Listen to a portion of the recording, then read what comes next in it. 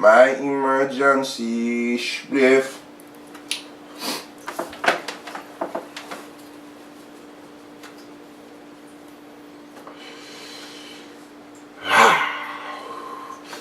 Reefer, keep on burning. Yeah! Stop. Alright. Welcome to Rap and Reefer. I'm your host, Teddy Benson. This is the show where in the Blunt or Less, we blend a little bit of hip-hop and a little bit of Reefer together. So, make sure you guys stay tuned. We're going to jump right into it. But before we do anything, I'm going to need you to do two things. I'm going to need you to take out your lighter. I'm going to need you to add fire upon the spliff. Second, I'm going to need you to hit that thumbs up button. I'm going to need you to click that motherfucking subscribe button. And make sure you guys stay locked in with us so you can continue to stay with all the updates we're going to be coming with this year. This is our first episode, so what better way to start it off than with a San Diego top 10 list. Now this top 10 list is structured different. It's structured by accolades, overall achievement. You know, what level of music have you made it to, and what kind of things have you done with your career? So, jumping right into the countdown, we're going to come in with my man, Lil Nico, at number 10. Now, Lil Nico came out as a child star, right? And right now, he's doing the same thing that everybody else had to do. They're trying to find their way as an adult, where they no longer have the same image as when people found out that, hey, I like this guy. He's a little kid, you know. He's got skills. He's determined, and I like it. And then, you know, you hit that age where they're like, I don't know. I mean, he can't really talk about backpacks and school lockers no more, but he really can't talk about guns and drugs. So I don't know where I'm at with this guy. And I believe personally that's where Lil Nico is at. I heard he's been in the studio working. He's always with Ray C doing his thing. So can't wait to see what you come out with in the future, man. But alright, coming in hot at number 9 is Ryan Anthony. Now this is one of my favorite San Diego artists. He has a vivid style and energy to him. You know, when you see his videos, it depicts the life that you know you lived as a Southeast nigga. That's actually one of my favorite songs from him, the Southeast nigga. The other day I looked up one of his songs and I heard it for the first time, and it had me singing the song for a long time. I believe it's called The Whole Fifth. He had this line like, there's so much joy at the bottom of the bottle, yeah. But make sure y'all go check him out, man. San Diego is really benefiting from the presence of artists just like Ryan Anthony. He's been doing this thing. He had a brief stint with Nick Cannon and the Incredibles label with label mate Ryan Bowers from OB. Shouts out to Ryan. He didn't make this countdown, but the other Ryan put you on there. So you in there, man. You guys keep grinding, keep doing your thing, man. Ryan Anthony is definitely putting on for the city in a major way. Heartbreaker coming in hot at number 8. Been doing this fucking thing, man. You know, I've heard about this man a lot over the last 5, 6 years, and I never listened to his music. I'm not gonna lie, I never listened to it. And one day, I decided I was gonna listen to it, and I was gonna find out if there was a reason why people keep mentioning him to me. Like, I expected him to sound very Asian, if that makes sense. You know, when people are not black and they rap, they have this sound to them where you know that's a Mexican dude rapping, or you know that's a white dude rapping, or A-rap or something. But sometimes people can transgress past that. And Heartbreaker did that. He's got a very overall sound. He can touch on all bases, and I like it for that. So, shouts out to Heartbreaker. We're definitely going to start mentioning you in these countdowns, because I know you haven't been making these countdowns. So, we just did 10, 9, and 8 for you niggas. Who's coming in hot at number 7? J.O. fucking Felony. Now, J.O. Felony is really one of the first people to ever make it out of San Diego, like mainstream level, as a San Diego artist. You know, LA's got all kinds of artists that broke out of there, but San Diego doesn't have that many in rap. So J.O. Felony is kind of like the, we all rode his coattails, you feel me? We J.O. Felony was that nigga. I remember specifically he had a song back in the day, man, I'll never forget it. Just at least this part. We gon' smoke a stick, not a little bit, all of it. We gon' smoke a stick. Sherm stick. Everybody smoked a sherm stick if you from San Diego and you had anything to do with any kind of gangster life. You smoked a stick. But just keep it G. One time. J.O. Felony was like on true crimes. He fucking, if you guys remember that game, like there was like 1,100 different fucking endings to the movie, but it was fire. But go toss you on some J.O. Felony and throw it back one time for the town. Coming in hot at number 6, we got Mr. fucking Shadow. Now Mr. Shadow, he came in big with the Chicano community, because once again they're one of those kind of people that support their artists.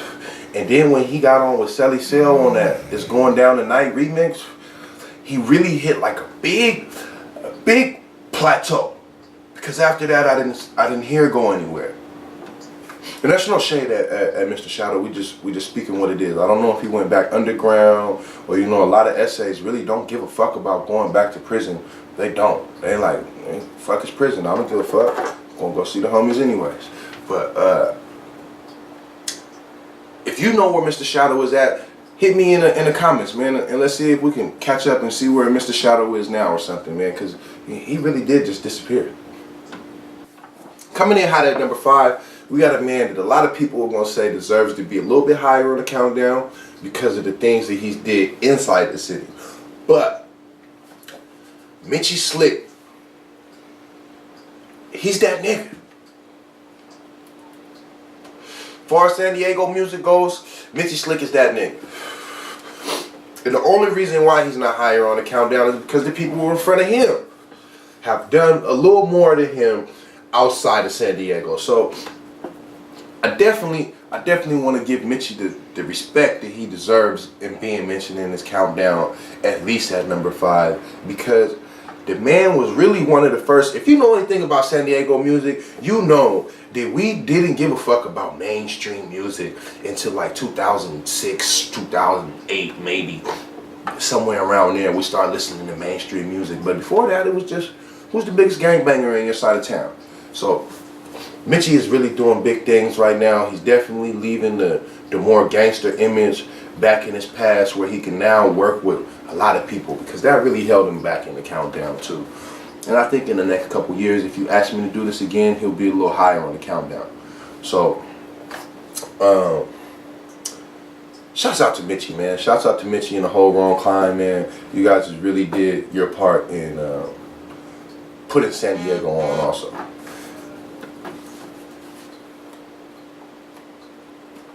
Now, this is gonna make some people mad, because we ain't heard this guy. We ain't heard this guy in a minute.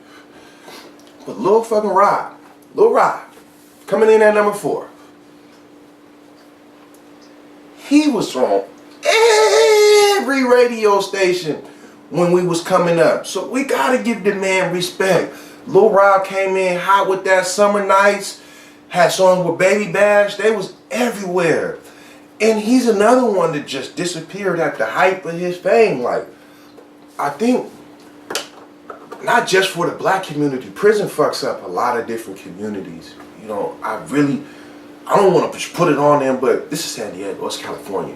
You either come on vacation and leave on probation, or you fucking live the life that we live. And that's just how it is out here. I hope that they're all doing well. J.O. Felony, Mr. Shadow, and Lil Rob. I hope prison didn't take it all from you.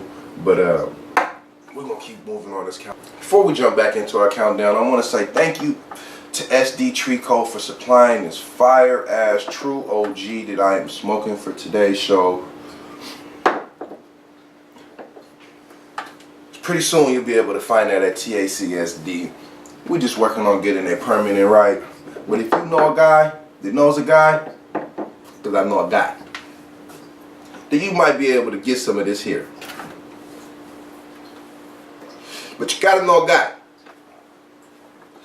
So, jumping back into our countdown, coming in at number 3, we got Rob Stone.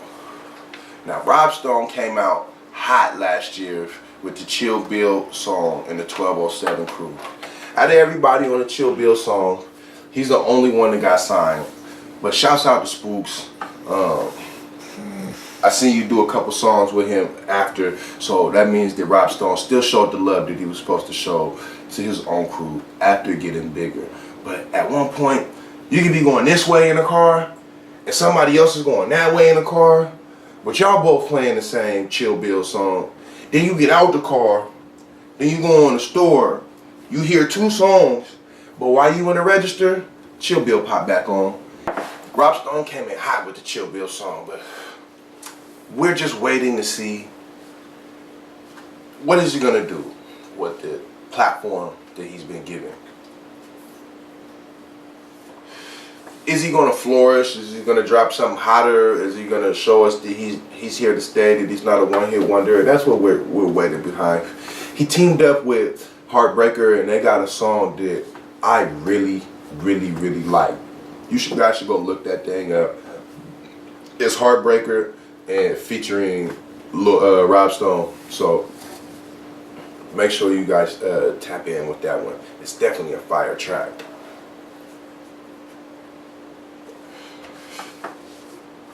Now coming in number 2. I know people at home, they mad like, you put Mitchie after, you put Rob Stone before Mitchie? Yep.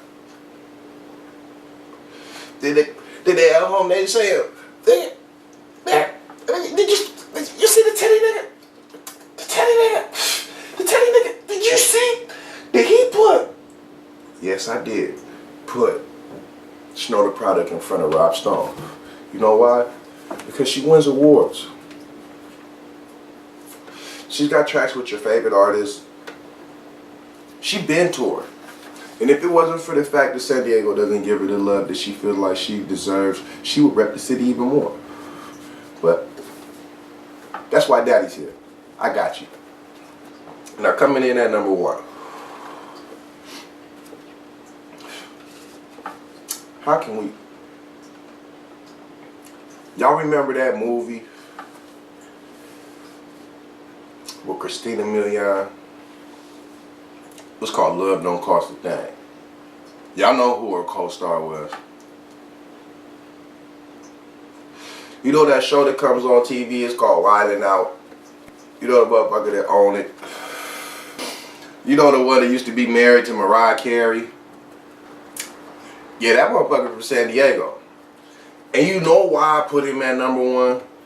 For the simple fact that I could say things like that. And you know who I'm talking about. It's Nick Cannon. Nick Cannon is the number 1 artist out of San Diego. I don't know if y'all forgot he rapped. But I know that song he did with R. Kelly. That I'm a gigolo, there's another us.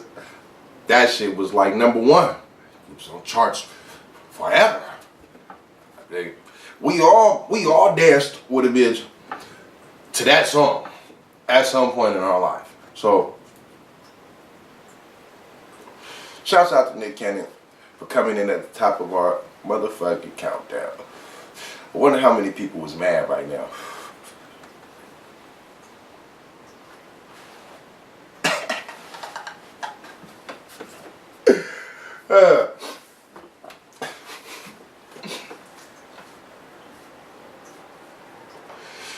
You just got a smoking smile, dude. Smoking smile. Let the reefer keep burning, man. But before a blunt, I guess we finished our show. That's it. That's all we needed. It's done. Finito. Bacha bella. I'm out of here. Thank you for tuning in to Rapping Reefer. A quick one real quick. You know, I had to go jump into my own shit, you feel me? A little self-promo. I should have wore it the whole video, but I wanted to shout out the city, you feel me? But before we end, you know, and I recap, just want to make sure that if you guys feel like I fucked up, I didn't get this shit right, just go ahead and tap in with your boy. Hit me and let me know. Let me know where you think I fucked up and who should have made it. Let me know if you think I'm bonkers out of my mind. Just comment. Drop that thing, share it with a friend. Tell me what you guys think and what they think. If you feel like you could have did it better, drop what your top 10 is in there. If you feel like I missed somebody, drop me a link to their music and we'll check them out and see if we can get them.